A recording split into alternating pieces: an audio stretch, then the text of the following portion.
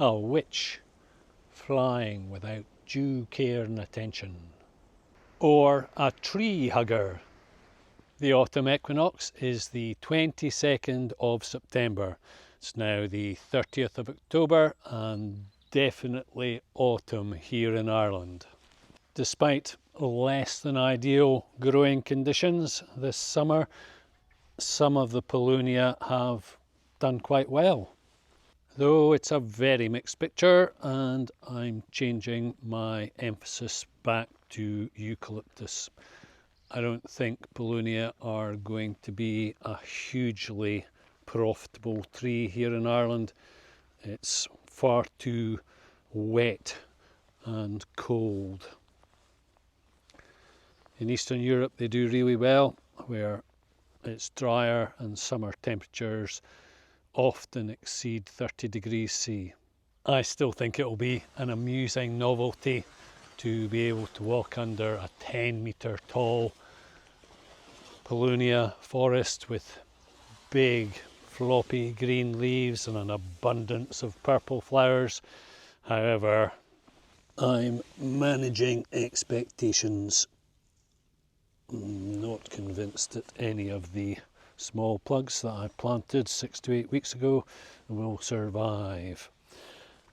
One of the main reasons why I'm keen on Paulownia in this area is that my septic tank is here, and when Paulownia roots come into contact with standing water they're likely to rot, whereas there's a slim chance that the roots of Eucalyptus will manage to grow through it and clog things up.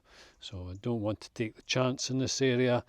My strategy will be that I grow on larger trees in the hope that I'll get this sort of success.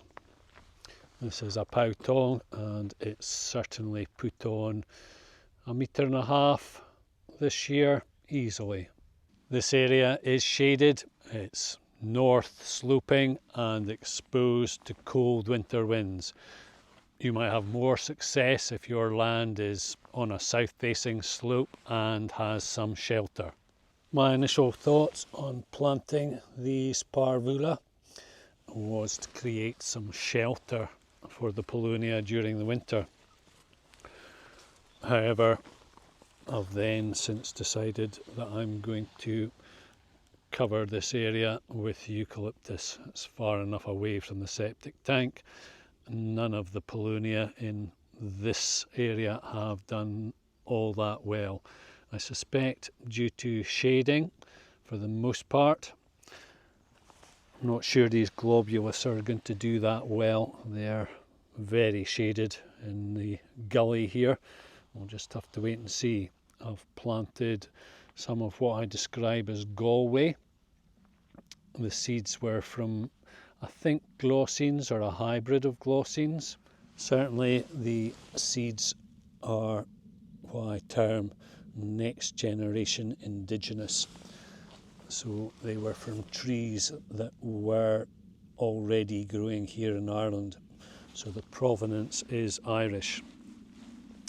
The globulus that I intend to plant in this area have their provenance in Spain, so we'll just have to wait and see. But I'm keen on globulus, so I'll definitely be giving this a go.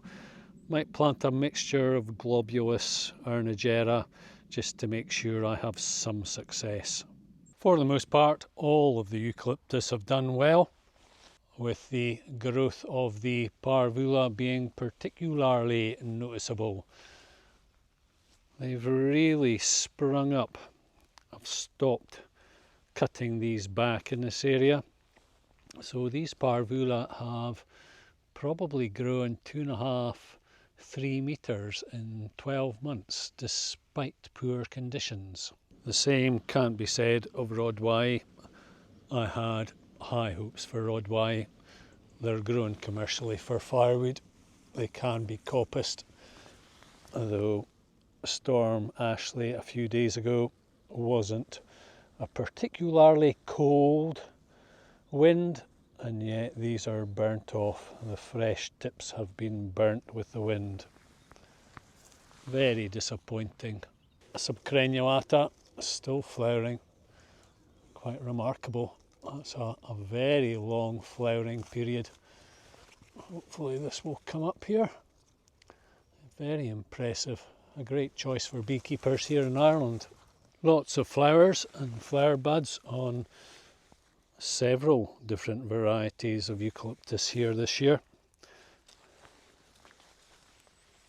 These are perenniana. Very big fan of perenniana. Like the parvula, they're very tough and hardy, frost tolerant and wind resilient. Regnans, which I have high hopes for, seem to have been pretty much oblivious to Storm Ashley. So that's really good news. If these turn out to be wind resilient and they grow at 3.5 metres per year, fabulous timber, not just for firewood but also for construction. So I've planted lots more Eucalyptus regnans. I watch a YouTube channel called Farming for Nature. It's an Irish channel, and in one of their recent episodes a contributor was saying that they had started improving their soil quality by inoculating it with Lactobacillus. Lactobacillus is found in milk kefir. A while back I did some experiments here using diluted milk kefir to improve the soil quality. All of the trees behind me are fabulously healthy and growing vigorously now. Prior to my inoculating the ground there with milk kefir, which contains Lactobacillus, their growth rates just weren't quite what I'd hoped for. Perhaps using diluted milk kefir would be a cheaper, more effective way at inoculating the ground with Lactobacillus and improving soil quality. Good success with the wildflower patch. Some of it's still flowering. Red, purple clover perhaps. Buttercups. Lots of seeds, seed heads for the different creatures to eat.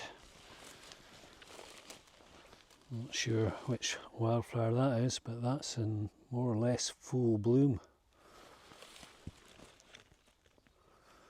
Fabulous. It's suggested that you cut your wildflower patch down at the end of the summer, autumn. I'm not going to do that. I don't actually know which creatures and invertebrates will be sheltering in this area for the winter, but my guess is that there will be quite a few of them. While I'm in this area, let's take a look at these Rodwai that I planted in December last year. They're not great, if I'm honest. Some of them are now starting to put out some fresh growth, although they've really taken their time about it, way longer than I would normally expect. This one just looks as though it might be starting to put out some new shoots. But pretty disappointing. Let's see if I can find a half decent one. This one's not too bad. Some fresh growth, but as you can see, not a lot in 1 year. Fabulous wildflowers. Growing conditions during the past 15 months haven't been ideal. It's been wet and cold, though I think the main reason why these Rodwai aren't growing as vigorously as they might is down to a lack of nutrition. A couple of years ago I bought some bulk peat-based compost to plug up my seedlings into, and looking back, that's possibly when all of my propagation germination issues arose. I don't think it had any nutrients in it. I think it was just a growing medium and that's it. Normally when you buy peat-based compost out of the local stores, Lidl, Aldi, Tesco, etc., garden centres, then it tends to have additional nutrients added to it. And that was what I was using up until that point, and I was having really good success, very vigorous stock. And then all of a sudden I start to have quite a few issues. Granted, I think perhaps another factor was that I added in a very strong mycorrhizal compost, mycorrhizal additive to that compost, and it actually, the Paulownia were fine with it, but the Eucalyptus absolutely struggled.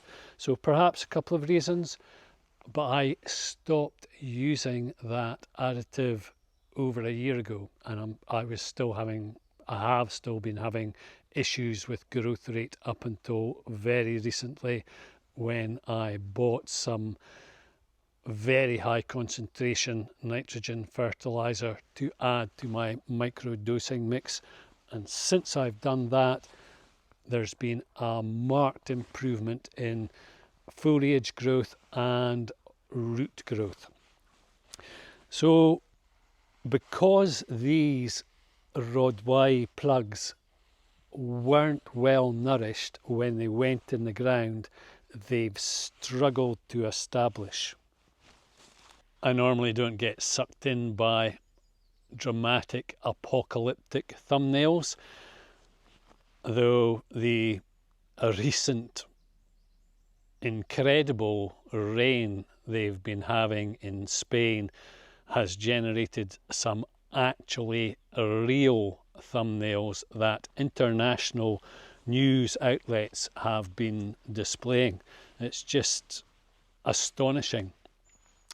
So for anybody interested in doing something about it, then I would still recommend planting trees, and eucalyptus are very fast growing carbon capture devices that not only capture carbon but regulate water flow, improve the soil condition, provide shade and shelter for livestock. I'm growing my mini forest primarily for firewood. That was the initial plan, and it's still the plan. That might seem counterintuitive in terms of climate change, but this is a renewable resource.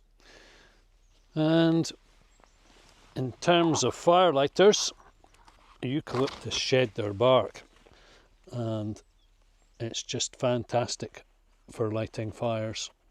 Did I mention that eucalyptus and trees in general also provide a habitat for a myriad of creatures, great and small? When I peeled off the bark there, here's a fabulous spider lurking below, protecting its eggs. Fantastic. Thanks a mil for watching. Good luck.